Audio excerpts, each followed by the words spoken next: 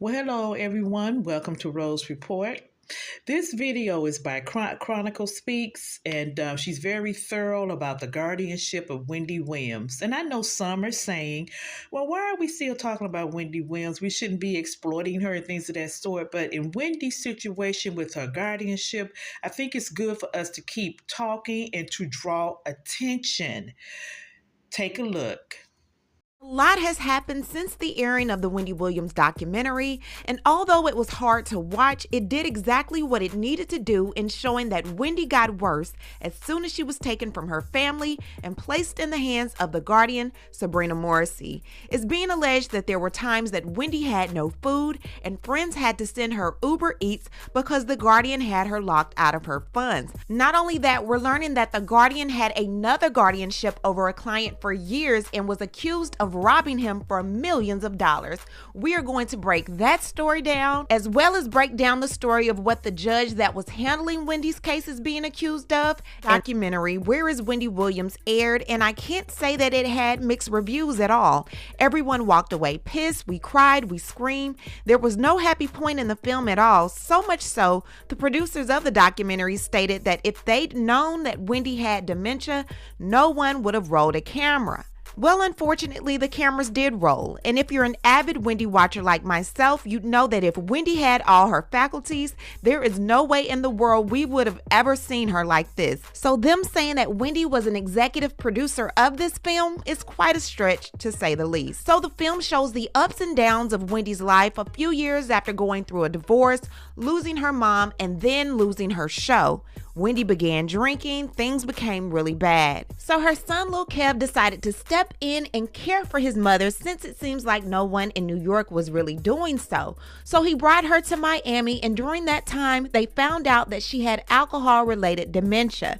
So she began recovering through his vegan-based diet, she began working out, and he had a strict no alcohol rule. So instead of allowing Wendy to continue getting help with her son, Wendy was then court-ordered back to New York and given a guardian named Sabrina Morrissey, who handed the responsibility of watching Wendy and caring for her to Wendy's jeweler/manager, Will Selby. And under their care, Wendy's life spiraled worse than ever. Honestly, after being seen at the Louis Vuitton store passed out, and then being seen going around New York by herself going to get liquor and cigarettes, I don't understand why Sabrina Morrissey is still the guardian anyway.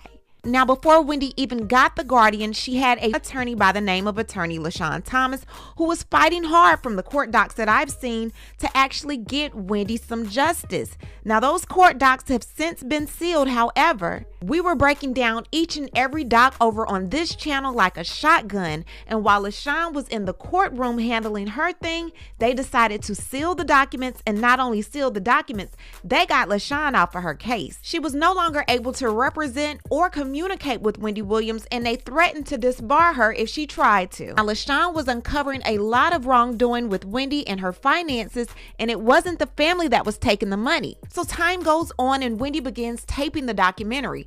During the taping, Wendy suggests that her guardian, Sabrina Morrissey, is taking money from her. And in all honesty, the story really isn't as far-fetched as one would think. So the story goes something like this. There was a man by the name of Jose Verdugo that was hit in the head by a flying piece of plywood that blew off the 52nd floor of a building in 2003. Now, Verdugo obtained the attorney Michael Flomenhalf, and the construction company was sued. And you know, with these types of lawsuits, it does take some time. Now, during this time, Verdugo, the client, was approached by Herbert Rodriguez, who happens to be a former associate of Michael Flomenhalf. He's also cool with Sabrina Morrissey, who happens to be Wendy Williams' guardian.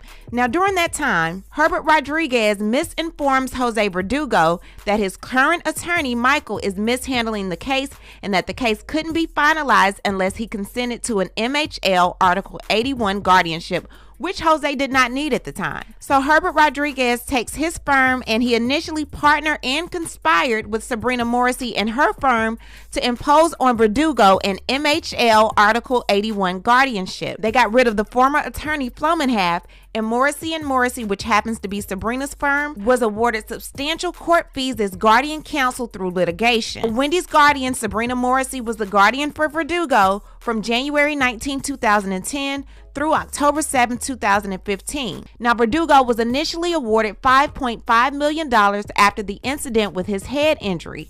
He had $2.47 million left after attorney fees, case expenses, discharge of liens, and so on. But over the course of a couple of years, Sabrina, her firm, and other attorneys pursued litigation, and the bill was ran up another $1.1 million. So think about this. If all of this happened to Jose and he only had $5.5 million, what do you think is happening with Wendy Williams' account, especially since they locked the family out of even being able to view the account? Her son couldn't view it. The family can't view it. No one can view her account and see what's going on.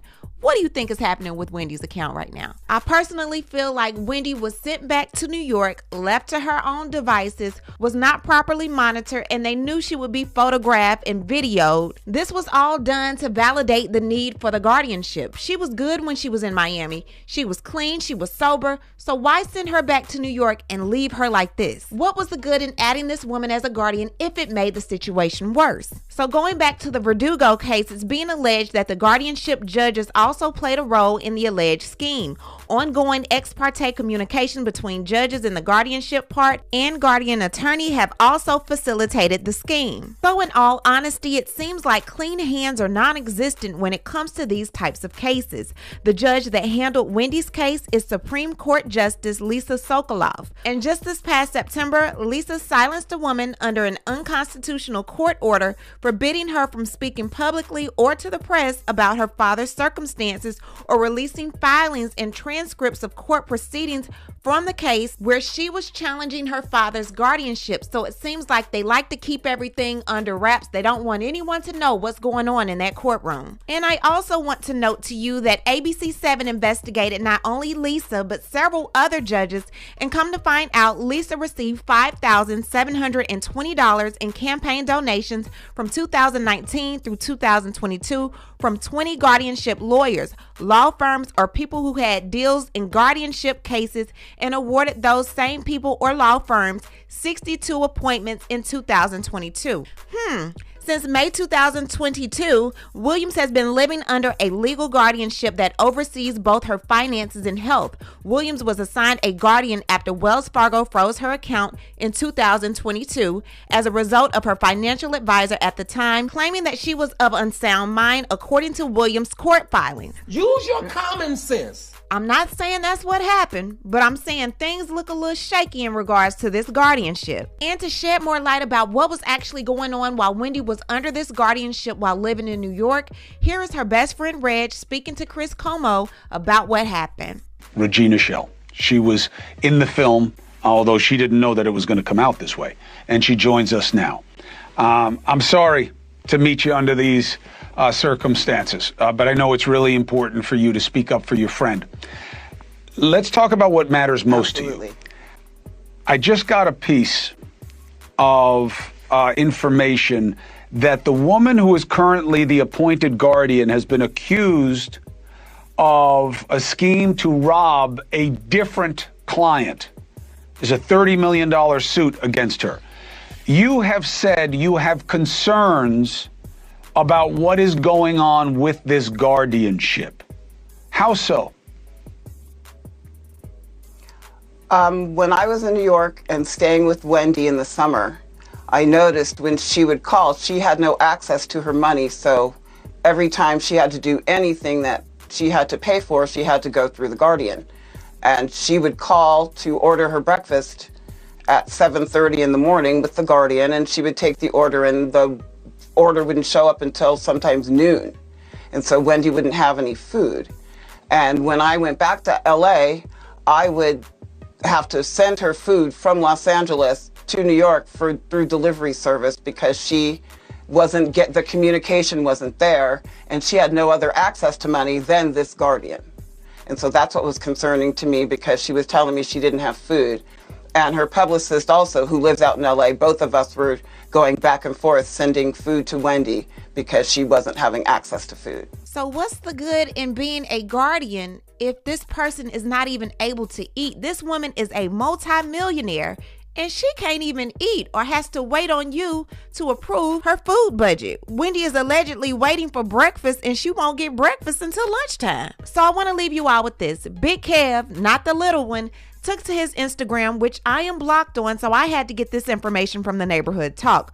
Okay, so everyone heard F. Kevin through docuseries. No problem. The show took precedent over everything, including family. What I guess they left out was that while she was in Florida getting recovery 3 years ago, there were the secret calls her sister would set up with Debmar Mercury, Mort, and Ira with false pretense that she would be getting the show back. That was the lie that broke Ish more than anything. They only were trying to get her there to satisfy an insurance claim so they could obviously replace losses and the money that they were stealing, $5 to $15 million, and they wanted control. Her sister was trying to get ultimate control herself and was medical proxy at the time, but her naivete allowed her to be played, and once she got back to New York, they kicked her sister out and she spiraled worse. I was involved at the time.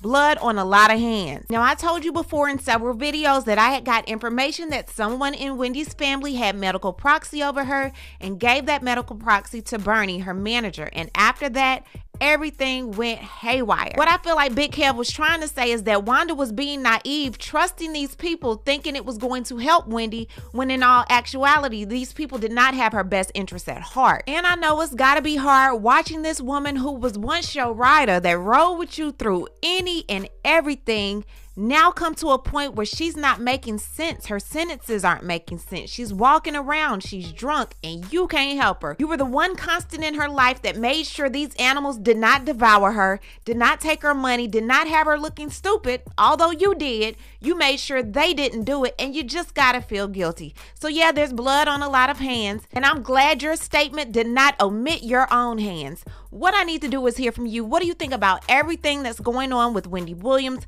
What do you think about The Guardian and also the judge?